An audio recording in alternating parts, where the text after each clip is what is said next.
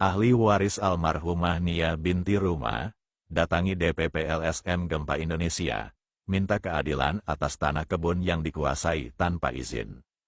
Dewan Pimpinan Pusat, DPP, LSM Gempa Indonesia menerima kedatangan ahli waris almarhumah Nia binti Ruma, yang mengadukan persoalan tanah kebun warisan milik ibunya yang terletak di Botaka, Dusun Pasara Saneng, Desa Batujala, Kecamatan Bontoramba, Kabupaten Jeneponto. Tanah tersebut diketahui telah dibangun menara, tower, milik perusahaan telekomunikasi Indosat dan XL tanpa sepengetahuan maupun persetujuan ahli waris.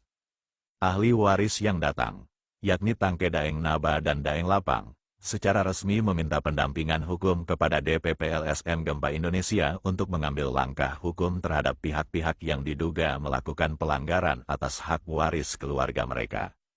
Ketua DPP LSM Gempa Indonesia, Amiruddin, SH Karaeng Tinggi, membenarkan adanya laporan tersebut dan menyatakan bahwa tim hukum DPP LSM Gempa Indonesia sudah mengirimkan surat somasi atau teguran hukum yang ditandatangani oleh Ketua DPP ISM Gempa Indonesia kepada pihak-pihak yang diduga bertanggung jawab, yakni 1.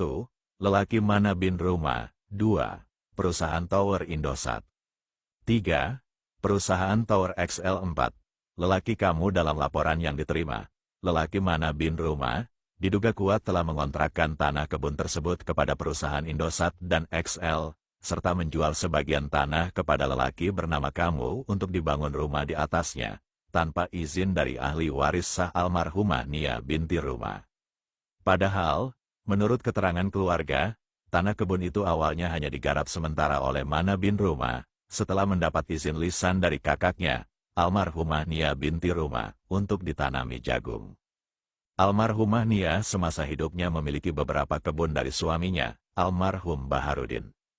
Namun kini, setelah almarhumah Nia wafat, Mana bin Ruma diduga bertindak seolah-olah sebagai pemilik sah tanah tersebut, bahkan diduga memperoleh surat tanah dari pemerintah setempat yang seakan-akan memberikan legalitas kepemilikan. Ketua DPP LSM Gempa Indonesia, Amiruddin, SH Karaeng Tinggi, menegaskan bahwa tindakan tersebut melanggar sejumlah ketentuan hukum nasional, di antaranya Pasal 372 KUHP tentang penggelapan hak milik, Pasal 385 KUHP tentang penyerobotan tanah, serta Pasal 1365 KUH Perdata tentang perbuatan melawan hukum. Selain itu, jika benar ada keterlibatan oknum pemerintah desa atau pihak yang menerbitkan surat tanah tanpa dasar hukum yang sah, maka perbuatan itu berpotensi melanggar Pasal 421 KUHP tentang penyalahgunaan wewenang oleh pejabat publik. DPP LSM Gempa Indonesia melalui tim hukumnya akan mengajukan gugatan ke Pengadilan Negeri Kabupaten Jeneponto secepatnya sebagai bentuk perlindungan hukum terhadap hak-hak ahli waris almarhumah Nia binti Ruma, serta meminta aparat penegak hukum untuk menyelidiki proses penerbitan surat tanah atas nama Mana bin Ruma. Kami tidak akan tinggal diam terhadap bentuk pelanggaran hak waris warga.